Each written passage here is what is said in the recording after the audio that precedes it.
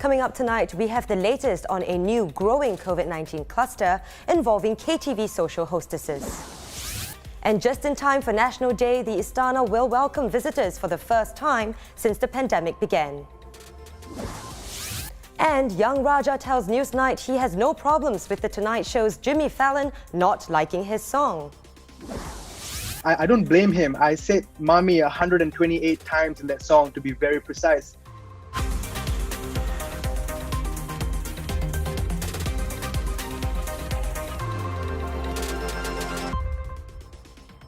This is the Straits Times Newsnight. Good evening, I'm Chow Suen. We begin with an emerging cluster of COVID-19 cases involving a group of Vietnamese social hostesses who visited KTV lounges or clubs that are now operating as food and beverage outlets. Here's what we know about the cluster. On Monday, the Ministry of Health announced that special testing operations will be carried out at 3 outlets visited by the hostesses: Supreme KTV at Far East Shopping Centre, Empress KTV at Tanglin Shopping Centre, and Club Doce at Balestier Point. MOH will also extend free COVID-19 testing to members of the public who visited the 3 outlets, any similar lounges or clubs operating as F&B outlets, as well as those who interacted with the social hostesses in any setting between June 29th and July 12th. Now, one of the affected KTV lounges, Club Doce, which is located in Balestier Point, had initially told ST that they will remain open, but later said they will stay shut until testing for their workers concludes. The Straits Times' Wong Yang spent the afternoon there, and here's what he told us. It's not clear at the moment, how many workers inside the club have tested positive. I actually managed to speak to the owner of the club, Mr. Darren Pei. He told me, a few hours ago that he's carrying out disinfection works at the club, and he will remain closed. The shop will remain closed until all the workers are confirmed to be negative for COVID-19. So he did mention that he sent his workers for their swab test this morning after he was notified by MOH of the testing yesterday. However, shopkeepers and residents which I spoke to, because Balestier Point is a mixed-use development, so there are residential units above the retail outlets. So residents were mostly concerned and shocked about the news. Most of them only found out, when it came out last night in MOH's update. They were concerned, for their health, but most of them said that because they were fully vaccinated, they were less worried than they would otherwise have been. The managing agent of the property, Mr. Eric Tan, he mentioned that he has asked the cleaners of the property to step up cleaning of the common touch points such as railings, handles, and lift buttons. And the KTV cluster is growing. Of the 19 locally transmitted cases confirmed today, 15 are linked to previous cases, with 8 belonging to the KTV cluster. 4 cases are currently unlinked. There were also 7 imported cases. Meanwhile, over in Malaysia, the pandemic is showing no signs of slowing down, with its daily numbers hitting 5 digits for the first time. A record 11,079 new infections were reported today. The previous daily record was 9,353 cases on July 10th. The huge increase comes as the country remains under a national lockdown since June 1st. And now the Istana is reopening its grounds to the public on August 1st to mark National Day. The first time visitors are allowed in since the pandemic. The last scheduled opening in May to celebrate Labor Day and Hari Raya Puasa was cancelled, but those ticket holders will be invited back for this upcoming open house. However, there will not be performances, tours, booths or food trucks. The pandemic hasn't stopped MISC from delivering a record year. For the 12 months to March 31st, its net portfolio value hit a new high of 381 billion Singapore dollars for a one-year total shareholder return of 24.53%. That's a turnaround from last year's minus 2.28%. Temasek invested $49 billion and divested $39 billion, record numbers on both counts.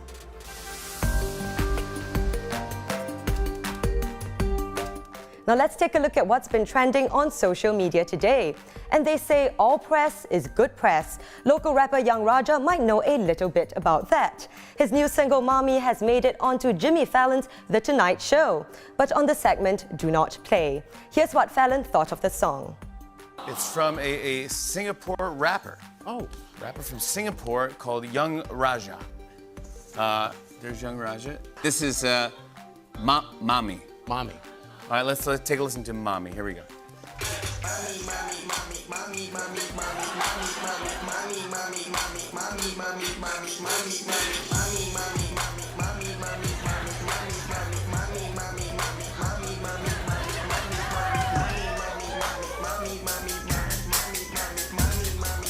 Stop, there you go. Now that's how you write a song right there. That's it. There you go.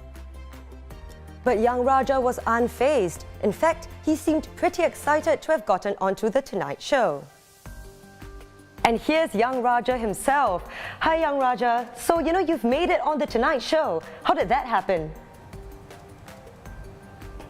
Hi, Suan. Thank you so much for having me here. To be very frank with you, I have no idea how this happened. No one from my team knows how this happened. It just was one of the most random, unexpected things that I woke up to this morning. And what can I say? Is out of this world. Big thank you to Jimmy Fallon or whoever that was in his team that put me on. This is insane. So, Jimmy didn't seem to love your song, but we sure did. What did you make of his reaction to it? He always gives a comedic twist in his show. He's always funny and enjoyable. I don't blame him. I said "mommy" 128 times in that song, to be very precise.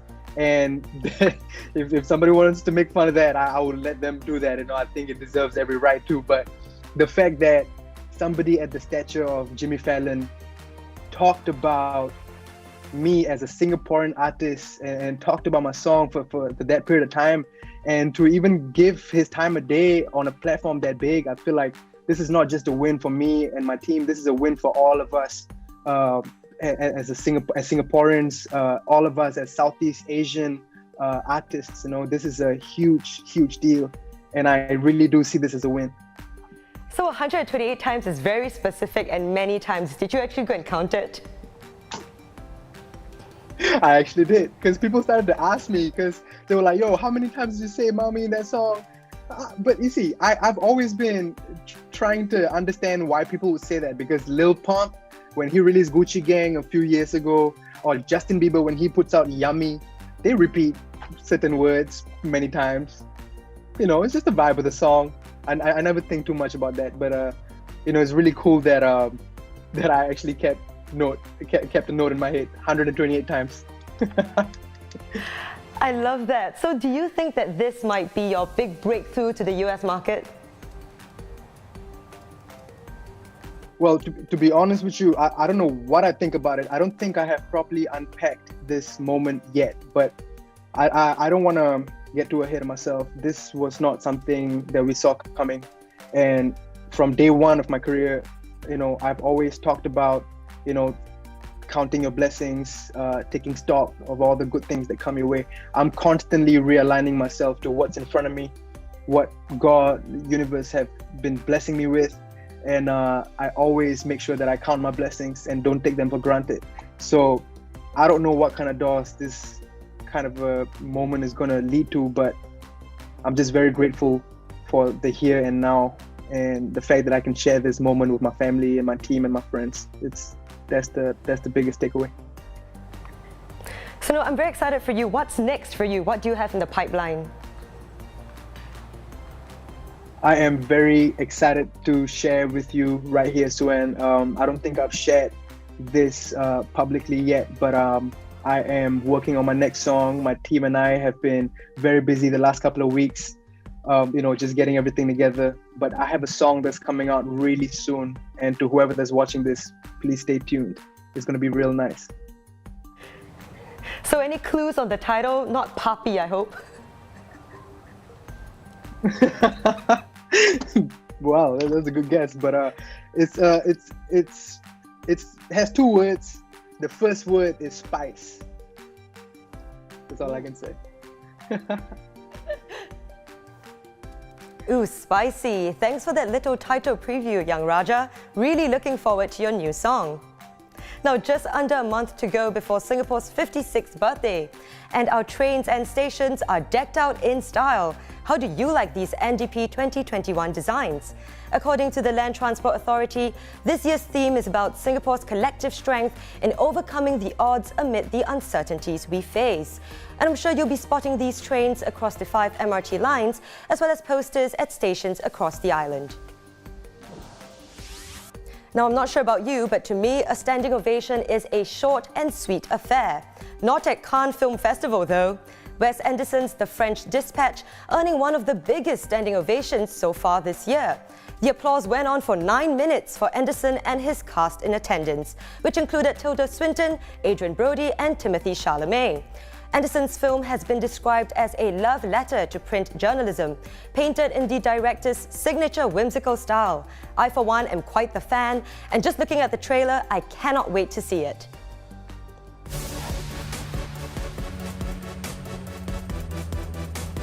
And the official countdown begins. 10 days to the Tokyo Olympics. And it's time for Team Singapore to take off.